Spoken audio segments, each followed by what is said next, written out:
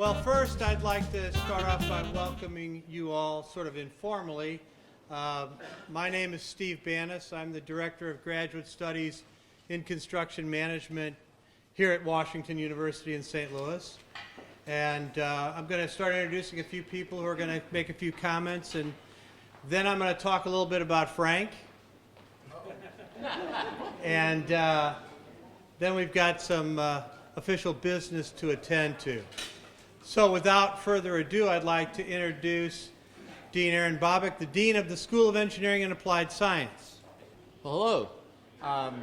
I just wanted to take a moment to welcome you to our house. This is sort of the heart and soul of engineering. It must be. They put my office right over here. At Engineering, we're thrilled to be not only hosting the event, but be part of the celebration. I'd like to extend a welcome to Representative Peters and Ms. Campbell from the Mayor's office, and sort of highlighting the significance of this. And what I really like is that this is both about a very successful alum with respect to education that we do here at the graduate level, and then he has then returned and done work that we do in the joint program with UMSL back at the undergraduate level. And so for me, it's really heartwarming to see this here. It's also my pleasure to introduce a man whose house it really is, the Chancellor of the University, Chancellor Mark Wrighton. Thanks very much. Thank you. Thanks very much, Aaron. I'm really pleased to be here. We celebrate wonderful contributions by Frank Wilson. As Dean Bobick has just noted, he's returned to take part in a very important partnership program that we have between the School of Engineering here at Washington University and the University of Missouri, St. Louis. I'm really proud of the achievements of Professor Jody O'Sullivan, who from Washington University is co-leading this important program. I'm grateful to see so many people gathering today to celebrate the contributions of Frank Wilson. We're very, very enthusiastic about what he's doing, building minority participation in construction here in our region. We at Washington University hope to do a lot more construction, and I know that others in the community will be doing this as well. And engaging members of our community across the broad spectrum of citizens in our community is very important. I see some very young people here today, and I hope a program like this will inspire them to consider engineering as an aspiration, a contribution that I know will be very important. Frank Wilson is a person that I would guess many among you know very well.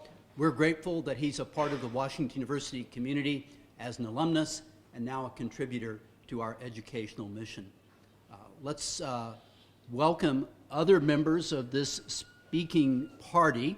I'm grateful that we have leaders from the city of St. Louis and from our state legislature, individuals who care deeply about our community as well and want to celebrate the contributions of Frank Wilson. Thank you very much. So, I got to put on my glasses. I can't possibly read, excuse me, without them. The first individual that I'd like to bring to the podium is the Honorable Josh Peters. Representative Peters represents portions of North St. Louis City, District 76, in the Missouri House of Representatives. He was elected to the Missouri House in a special election held on April 5 of 2013. He served on the staff of the United States Representative William Lacey Clay Jr.'s office for 3 years, and then was appointed by President Barack Obama as a confidential assistant to the Undersecretary of Education. Representative Peters, if you would, please.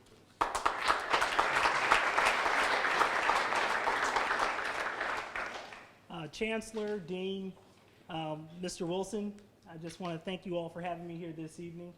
I first want to say that this is a great partnership that the state of Missouri as well as Washington University will benefit from.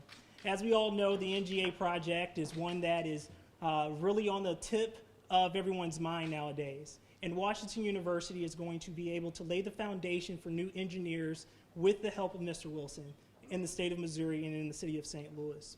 So on behalf of the 35,000 people who I represent in North St. Louis City and the millions of individuals, the citizens of the state of Missouri, I would like to say from the bottom of my heart, congratulations to you, Mr. Wilson.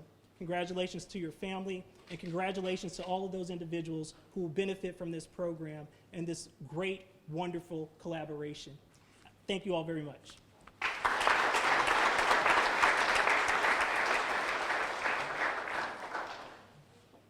Well, before we get on to the official business, when Sable called me to tell me about this, she asked if I would say a few words about Frank. She said, well, you probably know him best. And so I've been thinking about that since we had the conversation. And then I wrote down some notes, and then this afternoon I just kind of tossed them aside because I thought I'd kind of like to just speak more from my heart, because I think that really is going to let you know who this guy is.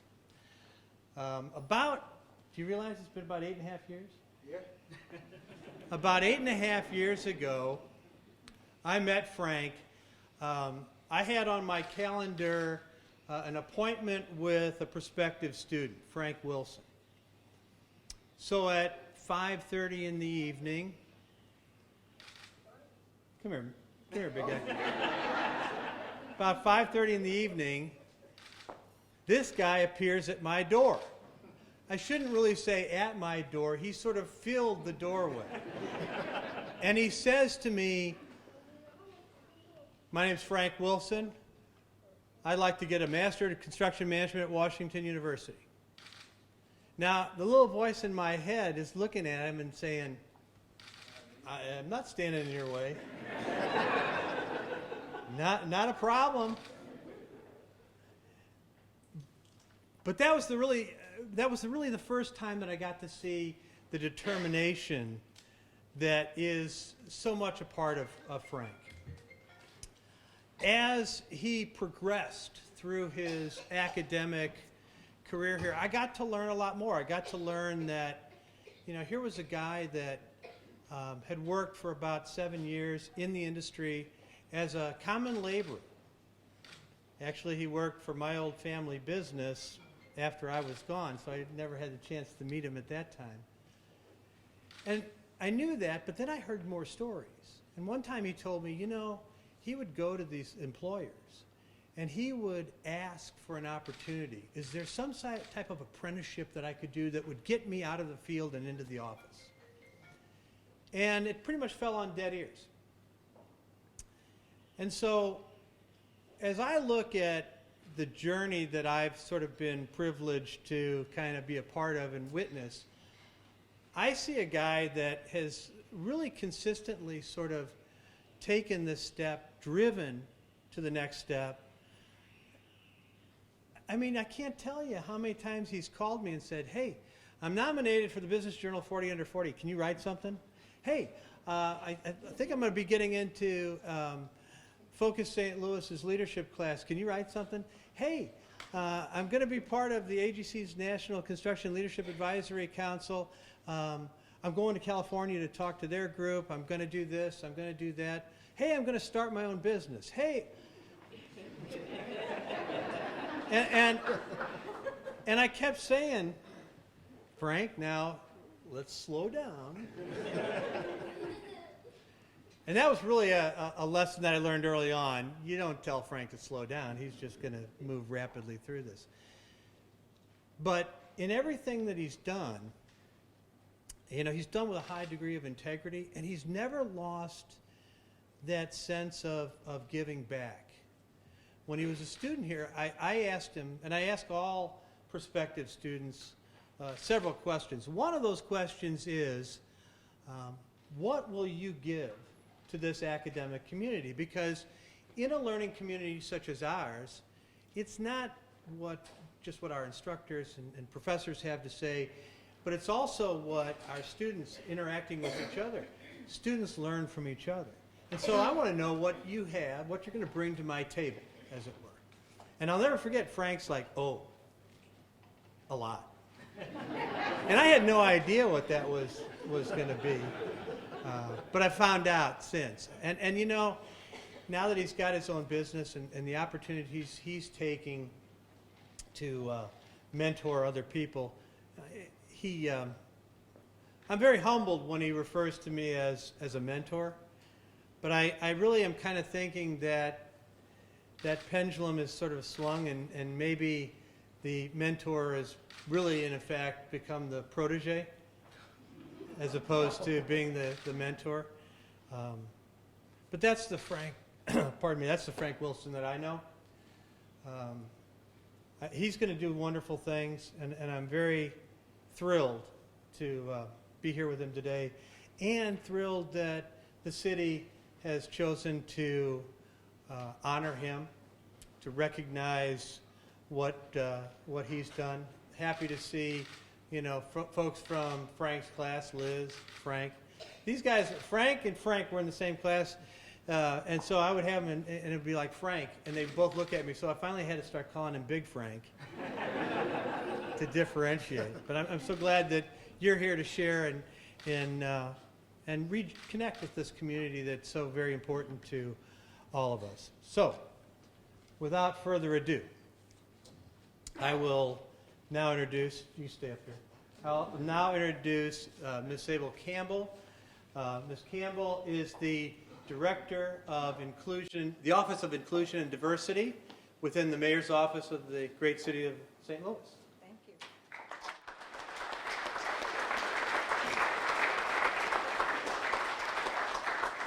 Thank you all so very much for being here as well. Chancellor, Dean, State Rep, Steve, and all of you, of course. Frank, it has been an honor, a real honor and a privilege to know you, to work with you, to watch you in the community. I met Frank just a couple years ago in the community doing community work. And then we, you know, started talking, and then I started seeing him at all kinds of construction forums, and he is all of what Steve says. He's a great mentor. I know he's a great father. I met his wife, I met his lovely daughter, and his son, and he's always, out and about and wanting to help. So with making sure that one of my jobs in the city as Director of Diversity and Inclusion for the city is to always make connections with those who are very diverse and wanting to give back and help the city. And so Frank fits that very well. So I'm just going to read this proclamation. It's not very long, but it is very important, and I think every word counts here. Office of the Mayor, City of St. Louis, Proclamation, where it is with great joy and pleasure that the City of St. Louis and a truly appreciative community wish to recognize and congratulate Frank A. Wilson, founder of BFW Contractors and adjunct professor at Washington University of St. Louis, on its 5th year anniversary for commitment to education, stellar business practices, community service, and dedication to the St. Louis metropolitan area. And whereas you found it an honor to be able to provide quality teaching, educational opportunities, and leadership to the youth, young adults, and people of St. Louis metropolitan region through your professorship at Washington University, your educational programs through BFW Contractors Education and Workforce Development Initiative, your tenure on various school boards and educational efforts through a number of professional organizations such as the AGC of Missouri and nationally through the AGC of America. And whereas you found it an honor to be able to advocate for members of the disabled community of the St. Louis metropolitan region, while also committing the resources of BFW Contractors to build adequate housing for members of that community to enjoy the opportunity to live independently. And whereas you found it an honor to be able to advocate for minority participation, equality as a small business, provide countless employment opportunities to qualified minority candidates, giving them chances to not only showcase their talents, but give back to their communities while also living out their hopes and dreams in various positions in the construction and educational industries. And whereas you found it an honor to be able to serve as a community leader championing the cause of social justice, reform, and racial equality in both construction and educational industries, and as the major organizations in the St. Louis metropolitan region, the great state of Missouri, and nationally across the United States of America. Now, therefore, Francis G. Slay, Mayor of the City of St. Louis, do hereby proclaim October 5th as Big Frank Wilson.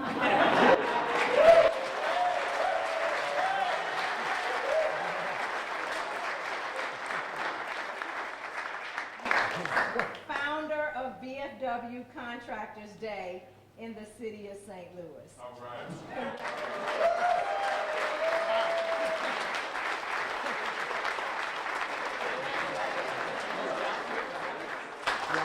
Okay.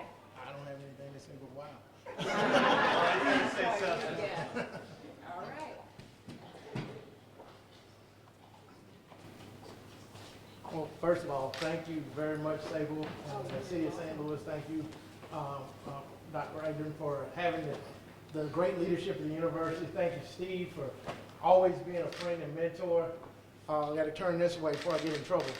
Thank you to my beautiful and lovely wife, who's always been there to support me, even though sometimes things have gotten hard or we had to push through and just really never give up, and she's always been there by my side. And I thank my mom and family and friends and so many of you friends and students that are out here that help make everything that we're striving to achieve possible. And I just really like to say I feel humbled and appreciative of the acknowledgement. And you know, you never really think that, you know, you're doing things. I'm not doing things hoping to get an award or an acknowledgement, but it is really a pleasure to have that happen and to know that I've obviously been doing walking in the right path and walking in the right direction, and it's just really a awe-inspiring, humbling notion to see all of your support and all of the good friends that we've had here and many to go. You know, it just makes me pause and think. And there's a poem, I say it a lot to myself. I learned it quite a while back, but it reads like this. Out of the night that covers me black as a pit from pole to pole, I thank whatever God may be for my unconquerable soul. When the fell clutches of circumstance, I know whence no cry aloud. Upon the bludgeoning of chance, my head is bloody yet unbowed. It matters not how straight the gate, nor how charged with punishment of the scroll. For I am the master of my fate. I am the captain of my soul.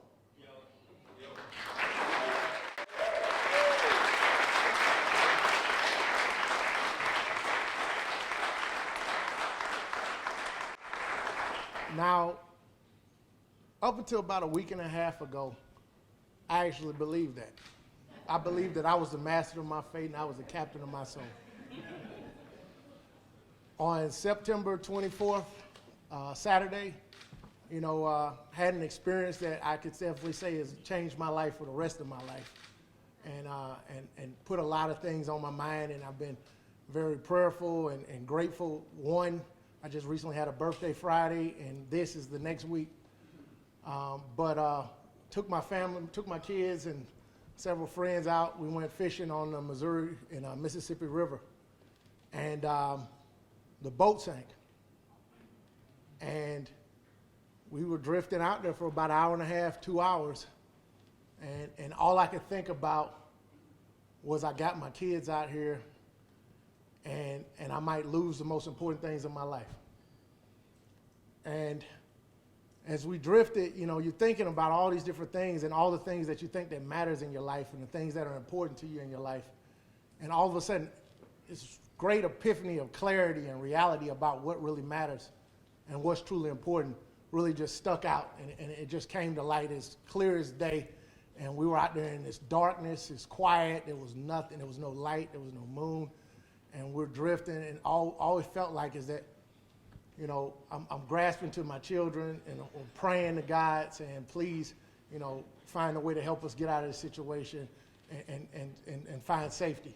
And needless to say, I have no intentions of going out on the river anytime soon. I have respect for that, but thankfully, we were able to get a 911 call off, and we had all our life jackets on, and miraculously the boat it was sank, but it was still with us. So I definitely attribute that it was like God kind of held his hand on us and made sure we made it. And some fishermen found us, and we ended up getting back to dry land. And I'm truly, truly grateful, and a whole new experience. I mean, me and my wife, we were all in the bed together with the kids that night, like nobody's going anywhere, And I definitely have a whole new appreciation and a heartfelt respect for my family and for life and the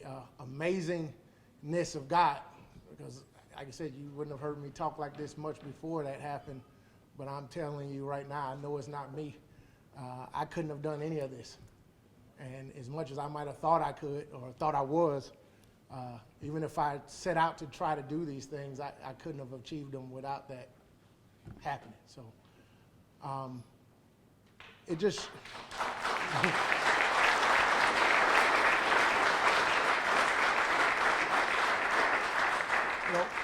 while we're out there on the river, and it's like I said, you think about the currents and how we were in this floating abyss and unknown and not knowing what was happening. We were wondering whether we were waiting to die or I was waiting to live. And I think about my life, and through that reflection, I think about how all these things that I've set out to do, or not necessarily directly set out to do, but how they somehow set out to me and they set out to happen. It was very similar to that moment in the river. I didn't know where I was going all the time, but I did know I had some places to go.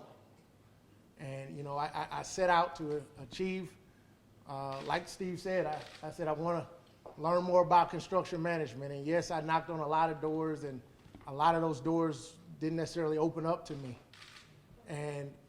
But I never gave up. And part of that passion, and I guess that's just pure determination, I had the opportunity to play as a Division I athlete, and I had the opportunity to push myself to the limit and meet that wall that you think that you can't go anymore. You give your all, and then there's nothing left. And then the surprising thing, when you hear that whistle blow on the field, somehow your legs still move, and you find that new plateau or where you can rise to. And so I look at a lot of these things like those experiences. And then the time when I got into construction as a laborer and realized that, I really like this. I'm a laborer. I'm digging ditches, 60 feet long, 10 feet deep by hand. And I was proud of that. It was something I was doing with my hands, and it was something I was doing in construction. But all it did was make it where I saw, so to speak, from the ditch to the boardroom. I've seen every aspect of what this industry has to offer. I've lived it. I'm teaching it. And I'm trying to share that with everybody, all my students, on a consistent basis. And I just try to share the beauty of this industry, and I try to share, my passion. And because, as Jody can say, when he interviewed me for the position, I think that's how I got it. But I got down and I had to tell him, man, this is what I'm passionate about. This is what I love. And this is why you should hire me for this opportunity, because I'm going to give my all every single day, and I consistently do. And I just want to thank like I said, all my friends in the room, like I said, my family, new partners, Tarleton and Aaron's. And oh, by the way, I just been in business for 3 years, and the largest job that I've had to date, I just completed this summer, and it happened to be here at WashU. We did the interior demolition for the Bryant Hall project, where the tower crane is right down here on Throop. So I spent a lot of time here, and a lot of the great opportunities and great relationships and partnerships have happened here at the university, and for that I'm forever thankful. Thank you, Ramona. I see you back there. Thank you, Nancy. You know, she's always been great. I have a lot of friends in the room, and I, like I said, out of all of these things I ask, and the reason that I do what I do is because when I was seeking, there was oftentimes I found myself in questions of how do I get there? I don't see other people that look like me in this, and how can I get to where I want to go? Because there's not much for me to base it off of, except for my hopes and dreams to say, if I walk up to there, if you build it, they will come. I felt if I show up, then open the door. And so, you know, I was definitely reaching for the stars in a lot of different ways, but at this particular moment and this particular point in my life, I don't doubt what's possible. So when I say that I'm involved in the diversity community within the industry and pursuing for opportunities, I teach it in my courses. I introduce it to all my students. One of the things that's most important is to realize is that it's very, very important to give back. It's very, very important to share. The door should never be closed. Information should be as free as the air that we breathe. Because that is really the whole point, is we're all seeking for opportunities for knowledge. We're seeking for opportunities to be better people in our communities. And it's something that I challenge all of you to do, is to find someone in your life and just share with them. You know, hold them close. You say, hey, if you're willing to take 2 steps, I'm willing to take 5. And that's really my motto. You know, if you take 2, I'll take 5. So, and the reality is, if you think about the concept of synergy, you know, 2 + 2 should not equal 4. You know, 2 + 2 in my book should equal 10. And so when you think about those things and how you come together and you create things, and that's what these beautiful buildings are. And I actually got a chance to work on this particular building we're in for a while when I worked at my previous employer before I started my business. But it's the act of creating a complex, chaotic notion of chaos that creates synergy. And at the end, you have something beautiful, and it's a construction project, which is a building or a road or a bridge. And that's my passion that I'm sharing with you, and that's why I do what I do. And like I said, Steve, thank you for sharing those things with me, but thank you all.